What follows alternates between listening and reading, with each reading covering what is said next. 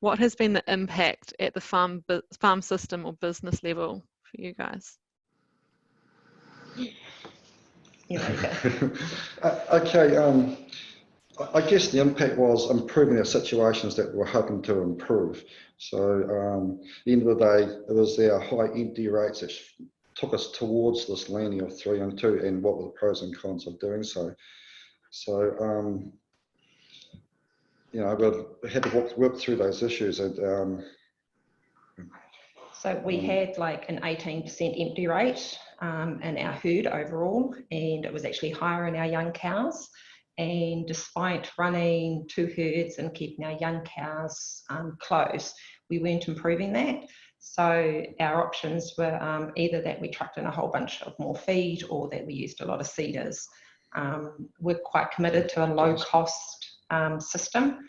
So we considered the options of either 3 and 2 for the entire herd, or once a day for the young cows. And with our farm setup, distances, and our 2 staff, we sort of thought that the 3 and 2 was the way to go. We sort of did it before we had Paul's data from last year, so we sort of took a leap of faith and decided that it would probably take 3 years for a system change. And so that's what we were committing to. And we also wanted to reduce both our staff hours, and just thought this was sustainable going forward. So the outcomes from our first season.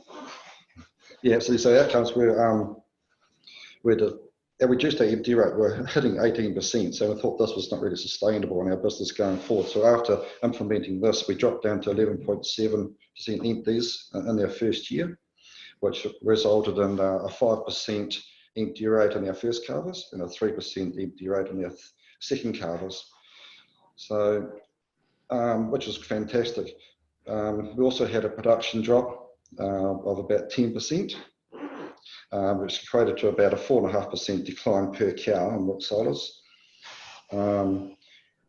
Overall, our farm working expenses we thought would decrease, but because we had less production, our farm working expenses actually increased slightly. However, the areas that we thought would decrease did. So we had a drop in expenses in feed, in our shed power, and in our fuel, and they were rather significant. Expenses that went up that we sort of didn't see, but really we could probably account for. Our animal health was actually up a little bit. So we had a little bit more mastitis.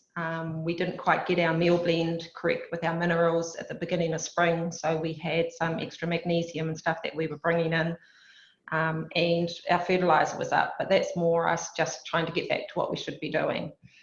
Overall, our staff hours, which was also one of our targets, was we reduced them on average 12 hours a fortnight. So brought them down to 43 hours and 46 hours respectively.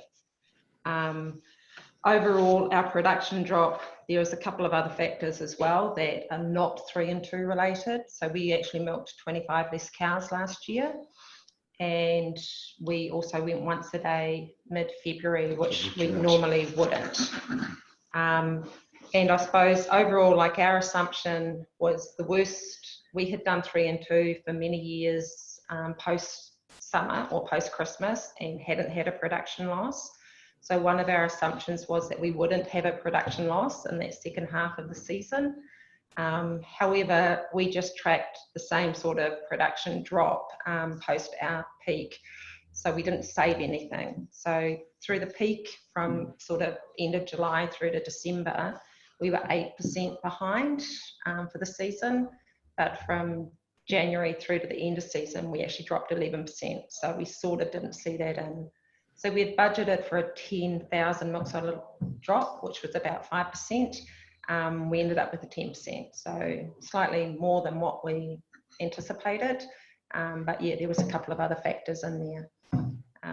Overall though, I'm still quite committed. Our main goal was our empty rates, and we achieved that, a good start in our first season. Also our second season into it now, we're currently 11% ahead of the previous year. Yes. So it gives us encouragement we need to get back to our twice a day normal production systems anyway. So